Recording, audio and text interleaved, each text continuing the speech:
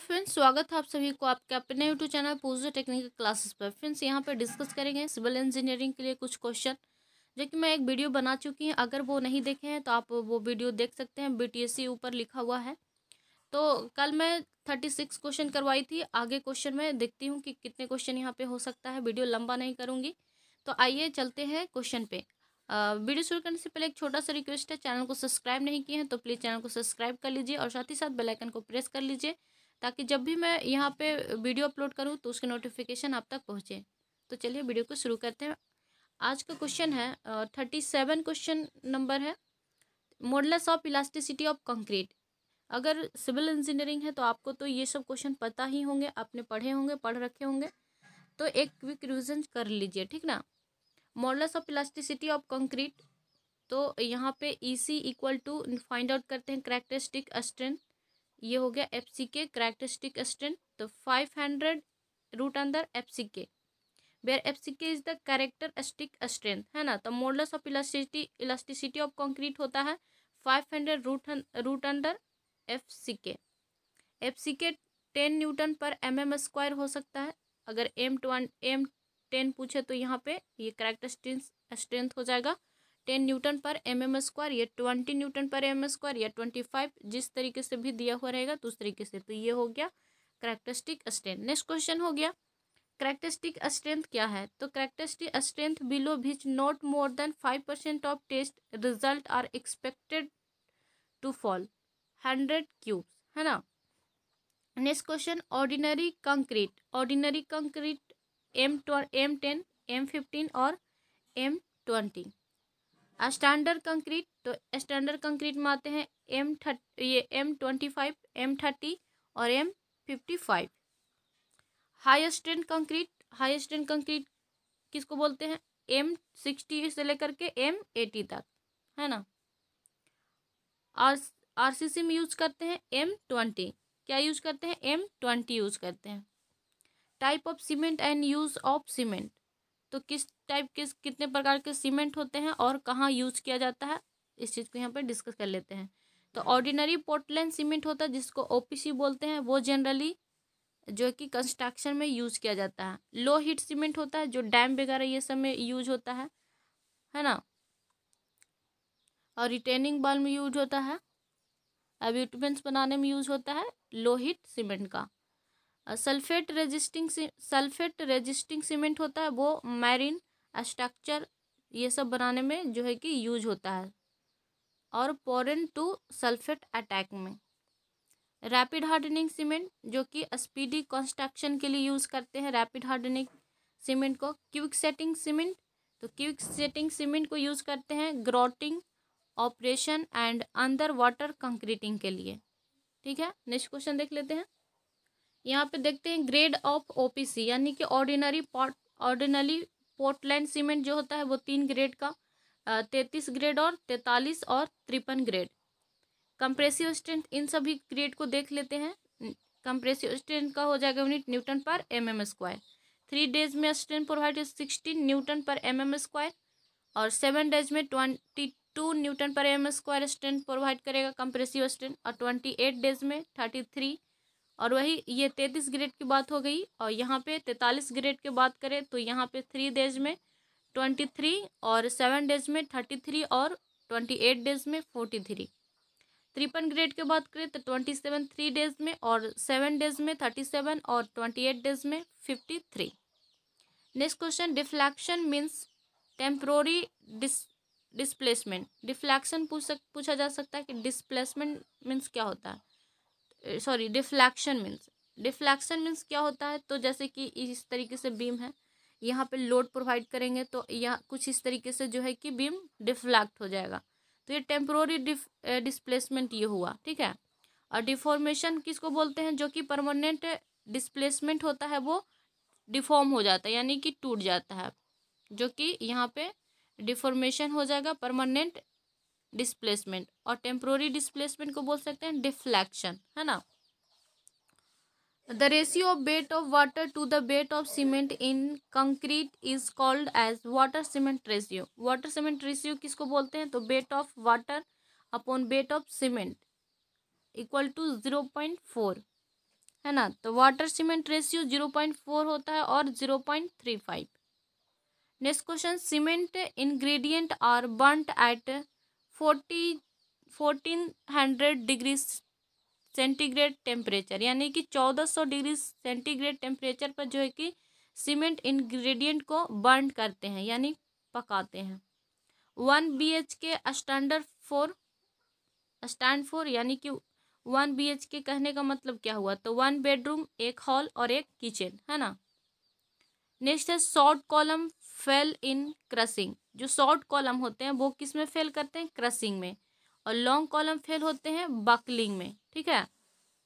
Intermediate column can fail both in buckling and crossing, और जो intermediate column होते हैं वो दोनों में फेल होते हैं, बकलिंग और क्रसिंग दोनों में। मिनिमम हुक लेंथ होता है जो 90 होता है स्टीरअप्स का। तो कुछ इस तरीके से स्टीरअप का फिगर होता है यहाँ पे इस तरीके से। तो जो वो ये होता है वो कितना डिग्री का इसका मूवमेंट होता है, वो 90 डिग्री का।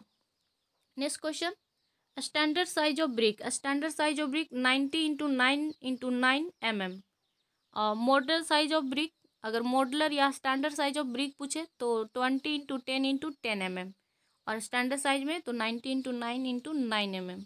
Number of brick in 1 metre cube, यानी 1 मीटर क्यूब में कितना ब्रिक लगता है, नंबर ऑफ ब्रिक तो 500 bricks. Number of brick in 230 mm brick wall in 1 cubic metre, तो 1 cubic metre 496 brick including wastage, मतलब कि यहाँ पे वेस्टेज वाले ब्रिक को मिला करके 496 ब्रिक होते हैं। Next question, number of bricks in 115 mm thickness wall for 1 square metre, तो 1 स्क्वायर मीटर में 56 ब्रिक्स, ठीक है। यहाँ पे लिस्ट काउंट पूछा जा सकता है कंपास का 30 मिनट्स, डम्पी लेवल का होता है 5 mm, ऑटो लेवल का 5 mm, और थियोडोलाइट का यह है कि 20 सेकेंड्स। नेक्स्ट है, air void left in concrete is called as honeycombing. जो एयर वॉइड लिफ्ट होता है इन कंक्रीट में, एयर वॉइड्स, उसको कहते हैं हनी कॉम्बिंग, है ना।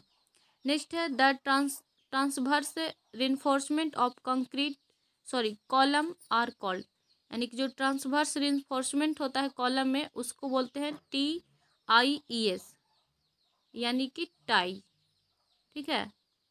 The transverse reinforcement in beam are called stirrup. Stirrup पूछे तो किसको कहते हैं, the transverse reinforcement in beam are called, उसको बोलते हैं स्टीरअप्स। जो इस तरीके से देख सकते हैं स्टीरअप, ये स्टीरअप प्रोवाइड है, और टाई बोलते हैं इस तरीके से। Next question, minimum curing period जो होता है वो 7 डेज में normal weather condition, normal 7 days में नॉर्मल वेदर कंडीशन और 10 डेज में dry and hot weather condition, यानी कि ड्राई और हॉट वेदर कंडीशन रहेगा तो आप 10 डेज तक जो है कि क्यूरिंग कर सकते हैं कम से कम, और नॉर्मल वेदर कंडीशन रहेगा तो आप 7 डेज तक तो कम से कम क्यूरिंग करना ही पड़ेगा। Minimum percentage of steel in column, यानी कि स्टील कॉलम में स्टील जो कितना कम से कम जो है कि तो वो देना चाहिए 0.8% ऑफ ग्रॉस एरिया का 0.8%। Maximum percentage of steel in column तो 6% ऑफ ग्रॉस एरिया, है ना। नॉमिनल कवर की बात कर लेते हैं तो फुटिंग के लिए 50 mm और कॉलम के लिए 40 mm और स्लैब के लिए जो है कि 20 mm और बीम के लिए 25 mm। बहुत ही ये क्वेश्चन पूछा जा सकता है। Maximum water absorption of first class brick, तो मैक्सिमम जो water first class brick absorb करते हैं, तो ऐसे मैं पिछले बता चुकी थी वीडियो में कि 20% से कम जो है कि फर्स्ट क्लास जो ब्रिक है होते हैं जो वो वाटर के एब्जॉर्व करते हैं। यहाँ और कम से कम जो यहाँ पे बात करें तो maximum water absorb of first class brick 50% of its dry weight, है ना। Initial setting time of cement, तो इनिशियल सेटिंग टाइम होता है सीमेंट का वो 30 मिनट्स का होता है, और फाइनल सेटिंग टाइम होता है सीमेंट का ही वो 10 आवर, यानी कह सकते हैं 600 minute. OPC ordinary Portland cement को बोलते हैं। DPR डिटेल प्रोजेक्ट रिपोर्ट, है ना। Unit weight RCC 25 newton per MM³ equal to 25,000 newton per metre cube. PCC 24 kilo newton per metre cube, तो 24,000 न्यूटन पर मीटर क्यूब, अगर kilo को हटाएंगे तो। स्टील हो जाएगा 78-50 kg पर मीटर क्यूब। 1 गैलोन इक्वल टू होता है कितना लीटर, तो 3.78 लीटर। नेक्स्ट क्वेश्चन देख लेते हैं। क्वेश्चन है the brick should process minimum compressive strength of first class 10 newton पर MM², यानी कि जो फर्स्ट क्लास के ब्रिक होते हैं वो कंप्रेसिव स्ट्रेंथ जो गेन करते हैं वो कम से कम 10 न्यूटन पर MM², और सेकंड क्लास ब्रिक 7.5 न्यूटन पर MM², और थर्ड क्लास ब्रिक होते हैं वो 3.5 न्यूटन पर MM²। टफनेस मीन्स क्या होता है, टफनेस मीन्स होता है इम्पैक्ट लोड जिस पे लगता है ना वो, दैट इज कॉल्ड टफनेस, है ना। और hardness means resistance to scratching, जैसे कि कोई हार्ड चीज़ है उसको हम स्क्रैच करते हैं तो वो रेजिस्टेंस उत्पन्न करता है, तो वो चीज़ को हम बोलेंगे कि ये हार्ड है, डेट इज ए हार्डनेस, है ना। टफनेस और हार्डनेस में आपको यहाँ पर डिफरेंस पता चल गया होगा कि टफनेस उसको बोलते हैं जो जिस पे इम्पैक्ट लोड होता है, और हार्डनेस बोलते हैं रेजिस्टेंस टू स्ट्रेचिंग। नेक्स्ट है कंपोजिशन ऑफ ब्रिक, तो ये पूछा जा सकता है कंपोजिशन ऑफ ब्रिक। तो कंपोजिशन ऑफ ब्रिक में सिलिका की जो क्वांटिटी होती है वो 50-60% होती है, एलुमिना की क्वांटिटी 20-30% होती है, और लाइम की क्वांटिटी जो होती है वो 4-5%, या कह सकते हैं 5% से कम होता है। आयरन ऑक्साइड की बात करें तो इसमें 5 से 6% होते हैं, और मैग्नीशिया की बात करें तो सबसे कम होता है, 1% से भी कम होता है मैग्नीशिया का परसेंट इन ब्रिक में।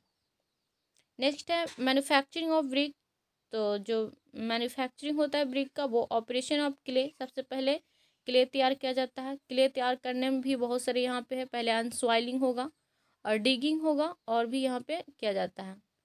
अनसॉइलिंग जैसे कह सकते हैं, और जैसे अर्थ सरफेस है उस पर जो यहाँ पे घास उस जो है वो सबको हटाना पहले, उसके बाद डिगिंग करना यानी खुदाई करना, खुदाई करके मिट्टी को निकालना, उसके बाद होता है जो कि मोल्डिंग होता है, यानी कि मोल्डिंग होना, और उसके बाद मोल्ड होकर के फिर क्या करते हैं उसको शेप जैसे दे देते हैं, उसके बाद जो है कि ड्राई करके उसको सुखाते हैं, और उसके बाद सुखाने के बाद ब्रिक को क्या करते हैं, बर्न करते हैं, पकाते हैं, है ना।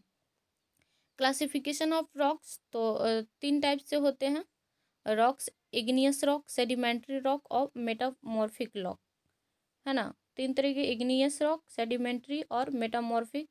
इग्नियस रॉक के भी टाइप होते हैं, प्लूटोनिक, हाइपोबेसाल और वॉल्केनिक होते हैं।